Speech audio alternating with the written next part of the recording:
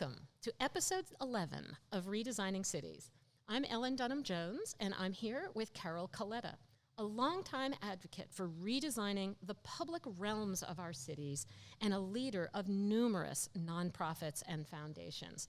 Carol and I first met maybe 25 years ago. I'm not sure exactly, but when you were executive director of the Mayor's Institute on City Design.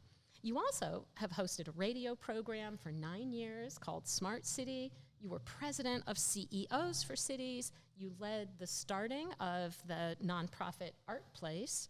And you've been vice president of community and national initiatives for the John S. and James L. Knight Foundation, doing amazing work, and a former senior fellow in the Kresge Foundation's American Cities Practice. Currently, you've returned to your hometown of Memphis as CEO of the Memphis River Parks Partnership. But first, let me back up and ask you to tell us about the project with the Kresge Foundation that in many respects helped lead to your current role, the Kresge project on Reimagine the Civic Commons. Tell me about it. Reimagining the Civic Commons was actually born at the William Penn Foundation and the Knight Foundation when I was there. The idea was to think about how we could bring people across socio-demographic divisions together. And we looked around cities, we said mixed income neighborhoods aren't working that well. Unfortunately, mixed income schools, we don't see a lot of those that last. And so we began thinking about the civic infrastructure that is spread all over our communities: parks, libraries, trails, community centers, neighborhood cultural centers. Those things where the bar for entry and exit is very, very low. They are all over our communities, and for the most part, they are owned by the people themselves. Right? They're owned by local governments, not federal government, not state government, but locally. So we said, that seems like promising infrastructure to be reimagined for the purposes, at first, of thinking about revitalizing communities, but mainly mixing people together. As the initiative developed and a number of foundations came together to collaborate on this, not only Knight, but the Kresge Foundation, also JPB Foundation, headquartered in New York, as well as Rockefeller Foundation, all came together and said, we think this civic infrastructure could, if reimagined, could be so powerful that it could also lead to increased civic engagement, increased environmental sustainability, and increased value in the neighborhoods surrounding them, in addition to getting people to mix it up across divisions. I mean, I think that's a really interesting shift, too, because in general, when I think of most of the foundations I know, they have a very specific mission. So here you are now bringing together multiple entities to help fund multiple and layer all of those multiple agendas, and recognizing that the civic infrastructure lets you both deal with environmental, economic, social, all sorts of improvements, in performance. Well, just to take two of my former employers, the Knight Foundation is dedicated to informed and engaged communities. And so the democracy piece, the civic engagement piece of this work was very appealing to Knight. And because Knight worked in specific cities where the Knight brothers had newspapers at one time, that's where the money for the foundation came from. And so investing in communities allowed us to create informed and engaged communities. Reimagining the Civic Commons was actually a perfect platform for that. At the Kresge Foundation, the American Cities Practice is dedicated to creating shared prosperity in cities. And again, thinking about how these assets could bring people across divisions, which then creates familiarity, which then leads to empathy, which then leads to community, which then leads to democracy and opportunity. So it really fit in different ways both of those foundations' overall goals. In addition, Kresge has a very robust, for instance, environmental practice and a number of other practices that could see themselves in this work. Do you see that as a general trend, that we're starting to see a lot of the foundation world looking for ways to kind of address multiple agendas and partner with others? Or is this pretty unusual to actually get this degree of collaboration between different foundations? National foundations collaborate a lot. And the reason they collaborate a lot is because there's only so much mind space. You can only make so many grants because you only have so much time to listen and to manage grants. That's the truth of it. So, and I think everybody believes it's more powerful when you can have one investment working, across 4 and 5 missions of a foundation and its practices. So to that extent, I think foundations are always looking for those collaborations. I will also tell you that collaboration is very, very hard. It's very, very time-consuming. And when you throw government into the mix, which of course Civic Commons does, then it becomes even more challenging. So we've been at it for 3.5 years. We've with 1 additional year of startup, and it's been it's like a life lesson every day. But what you find is things are never going to move as fast as you want them to. You gain some empathy with government officials, right? But nonetheless, given enough runway, I think you can make real change. Very hard to institutionalize, though. Very hard to institutionalize that into a city and the way it works. I'm very interested in how Reimagining the Civic Commons is using data and is emphasizing a sort of data-driven decision-making. What I see a lot of cities now, we're in the era of big data. There's all this data out there, but it's still unclear exactly who should be collecting it, who analyzes it, who's in charge of making sure it's truly secure and private. So when you're working with these partnerships, how are you guys seeing that work? Yeah, data privacy has not been a big issue as part of Reimagining the Civic Commons, and that's because of the data we're collecting to learn what we want to learn. So a lot of our work, for instance, has been old-fashioned intercept surveys. I mean, it's interesting how promising the data collection methods are until you use them. And just even counting people going in and out of a park, really hard to do. Shouldn't be that hard, but it is. So we have done, and we've used property maps to look at values around the work. Sometimes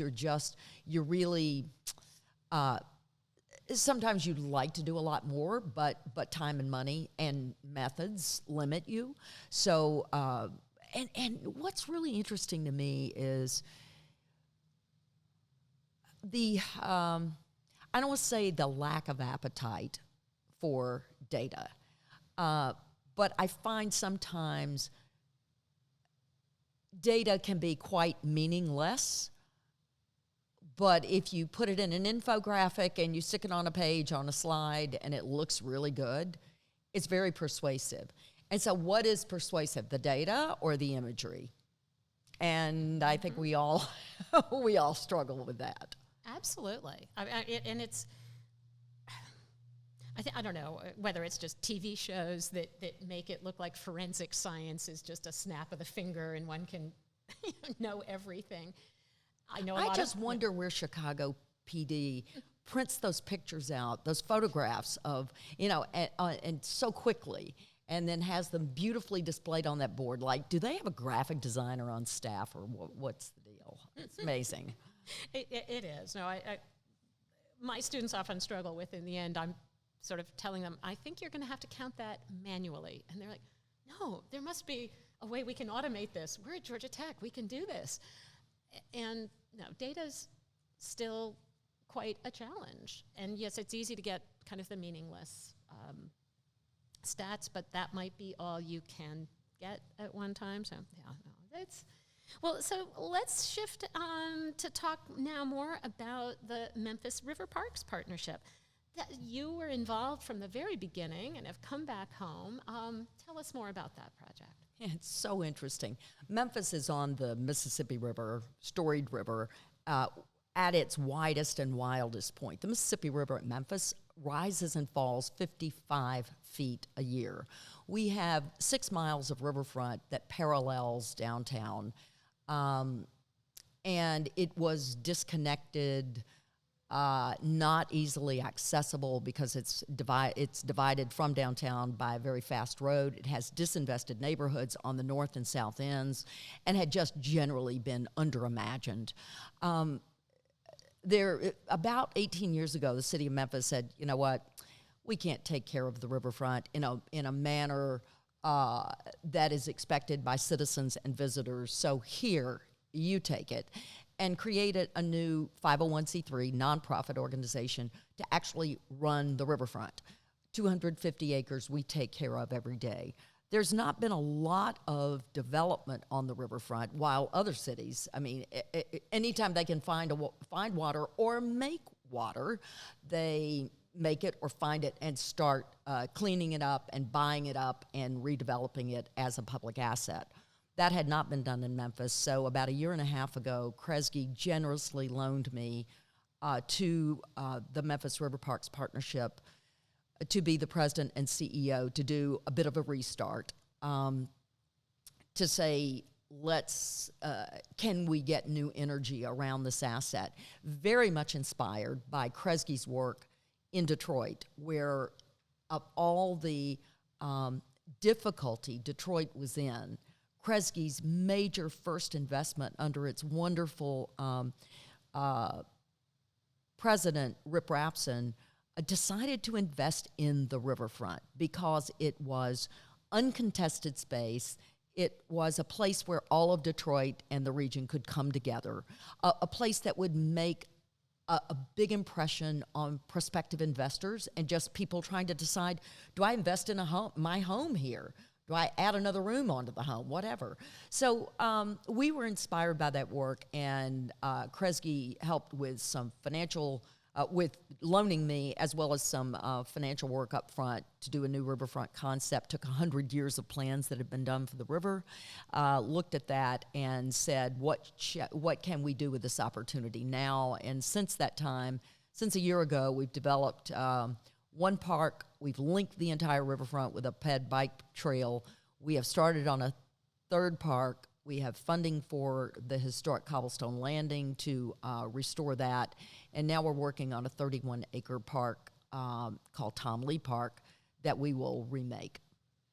So are the goals to including more new redevelopment, assuming you're sort of creating the amenities and the access to the park, absolutely first goal, but are you starting to see ripple effects? We are. There's a tremendous amount of excitement. This coincides with finally, I think, a robust and sustainable rebirth of our downtown. I mean, I was working on downtown Memphis about 4-5 years after Dr. King was assassinated, at a moment when all of America was leaving downtowns. And I was there, I'd say, come on, you need to come downtown. That was that's the hardest job I ever had. But it is sort of glorious to come back this many years later and see that the market finally caught up with me. I clearly was born too soon. And it's great to see people loving downtown, investing in downtown, and the riverfront becomes really key to that. So there's demand for it. There's access to it. It has been controversial, but like all big, ambitious public projects, they're all controversial. It's interesting, I think, to compare sort of what's Nashville and Memphis, and sort of looking at just different cities in Tennessee and how Nashville's going through this enormous boom, and I really give credit. Rick Bernhardt, I think, did an amazing job as planning director setting those seeds. So I'm sure those early seeds you planted in downtown, hard as it may have been, they clearly have paid off.